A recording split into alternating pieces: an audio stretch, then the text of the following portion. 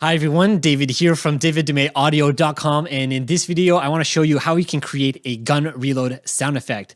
Now for this video, I'm actually going to split it up in two different parts. The first part will be how I actually went around my house, recorded different items to create these mechanical sounds that I'm going to use for the reload sound effect. I'm going to show you how I processed them, layered them, everything to create about 100 different variations of different mechanical sounds, and then how I use those sounds in the actual project. And then the second half of the video will be the actual project where I actually took a clip from Borderlands 3 of a gun reload sound. I stripped the audio and basically just redesigned that gun reload sound using everything that I recorded around my house and all those different layers and different variations of mechanical sounds that I created. So that's how the video is going to go. Like I said before, my name is David if you're new here, and I like to create sound effects. And if you are a sound designer and you also like to create sound effects, I have a little gift for you. It is my free PDF. It's 5 layering techniques for creating better sound effects. And in that PDF, I basically go over different layering techniques for creating sound effects. So of course, layering is one key way to create sound effects just by layering different sounds together. Of course, there's different ways to do that. So that's what I go over in the PDF. Of course, there's other ways of doing it. You can process sounds, audio files, and add effects and things like that. But you know, what's really cool about layering is that you can completely transform sounds or make them completely better, or just create new sounds that have never been heard before by layering stuff together. Anyways, links will be in the description for that free PDF. So that's it for now. Let's actually get started with the video. All right, so the first thing I did before recording sounds is I wanted to find objects that would be metallic or that could have a lot of like clicks and stuff like that. So I wanted to have a lot of like mechanical or gear type sound. So the way that I did that is I went around my house and I tried to find anything that was metal to start with. And that's what I did. So the first thing that I found that was really useful, and I'll show you a couple of these things that I recorded. So one of them was just a measuring tape. Right, just using that, playing around with it, shaking it around, stuff like that was really helpful. I also had a lot of toys around the house. So I had like these car toys that I was able to just kind of handle around like this, right, and click in place. And just that was really good. Also like stuff like scissors, metal scissors. All things like this I knew would make good like handling noise and good handling sounds for any kind of gun. I also used stuff like a hole puncher, a stapler. I had a whole bunch of other stuff. And one that was really cool, I don't have here, but it was like my vacuum cleaner, the hose for it. You can like extend it. And as you extended it, it goes through like all the holes. So you have this cool like ringing sound. Anyway, so I recorded all these things and then I put them into my folder. And let me show you what I did once they were all recorded and chopped up and ready to be processed. All right, so once I had recorded everything, what I did is I just brought it into my DW, chopped up all the sounds from the different takes that I had, and this is what I came up with. So this is like the measuring tape that I have here. So if I play some of these,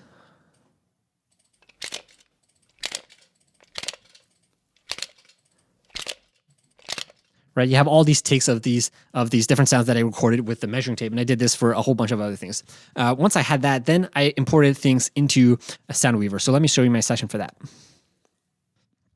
All right, so this is Soundweaver, and this is a software by Boom Library, and what it does is it lines up different sound effects at their transient point, which is great for just importing a whole bunch of files. And I have these in different groups, so I was able to bring in different things. Like here I have razors. So I had for my razor, I just like use some recordings from that up here, and here I have my measuring tape. Here I had another group, and down here I had like a step ladder that I recorded different clicks and stuff. So once I had these in place, now what's really great is because these are all in individual folders, I can just what Soundweaver will do is just randomize through those folders the different files and layer them up automatically. So this is the kind of sounds that I was able to create. Right, so it kind of sounds like you're putting some bullets into a gun or something like that, or you're reloading a gun. And what's great, I can just take all of these, click randomize, which is right down here, and then it'll just randomize all these files, and then I get a new sound effect.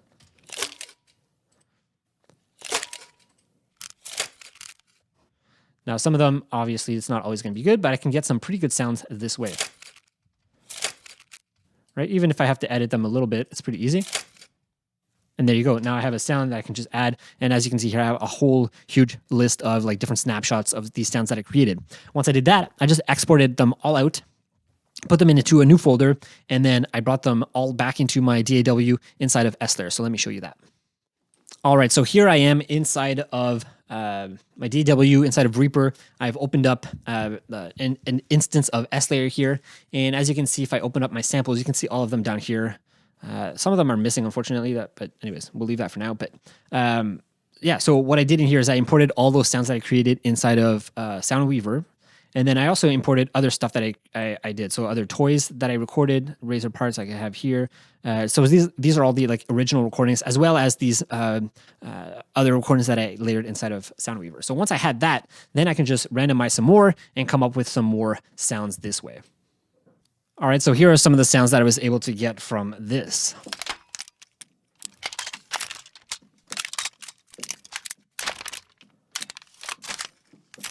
Of course, I could just go some more and randomize this.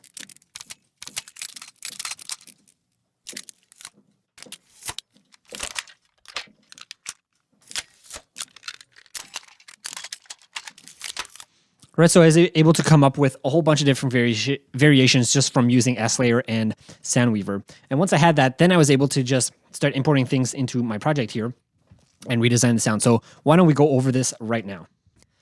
All right, so this is the clip that I picked out from the game Borderlands 3.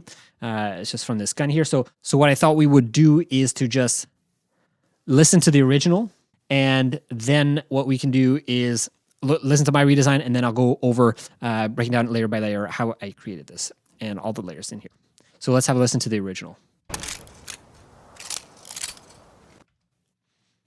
One more time. All right, and now let's have a listen to what I created here.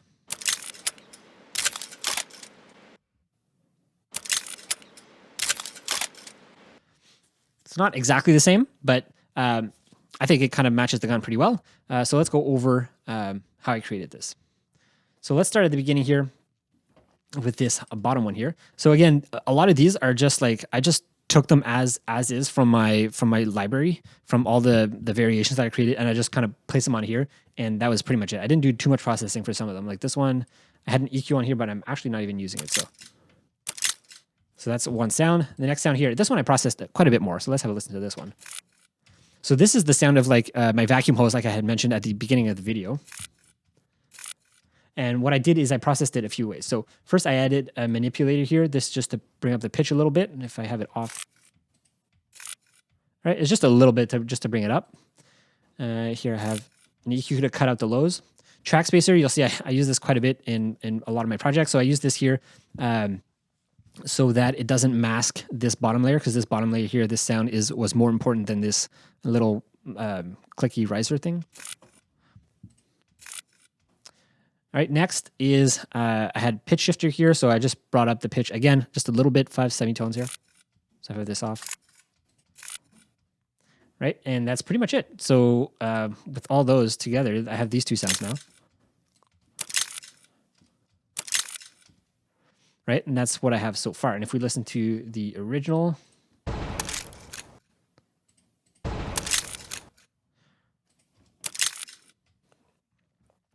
right, so somewhat similar. So I was trying to imitate the original because the gun from the game had like kind of this clicky sound as well. If you listen, it has like this rolling sound, like you have the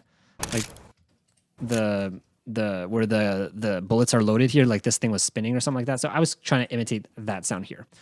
All right, let's keep it going here. Let's listen to this layer here. So these, I actually muted this one, so this one is not even active in this, but let's listen. So this is just some click sounds together. If we look here, not much going on. So this bottom one, I have an EQ, which is just to bring up one of the, like there's a peak here that I wanted it to really bring out. So if I listen to it, just to bring out that high frequency. It's not very noticeable, but it's there. And then on this one, I just have, again, track spacer, because I don't want this sound to mask this click down here. So I wanted that to be more important. So that's why I placed this on here. So together. Good. All right, next we have this kind of the main kind of reload sound, I guess. So let's go through these one at a time. So here.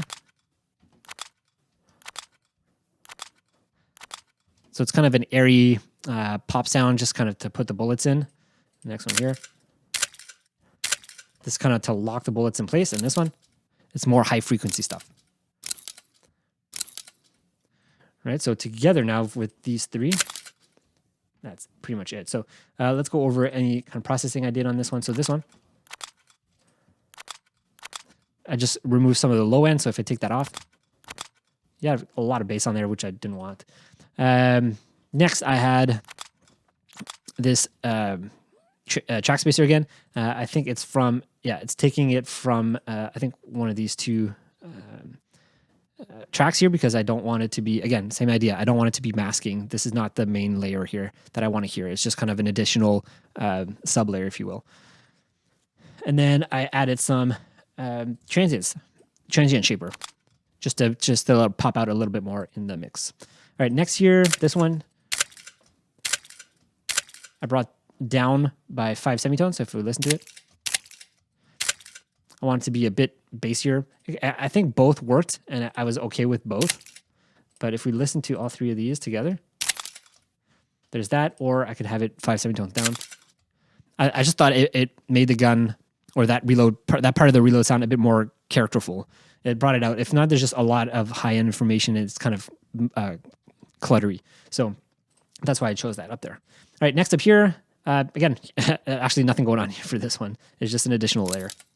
And what I did here is I did modulate the pitch, the volume, because I wanted to keep these kind of clicky sounds, but they were way too loud, so that's why I brought down the volume.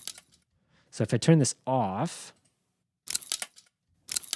like it's really loud, especially at the end there, but with it on, it's really not noticeable, and it blends really well.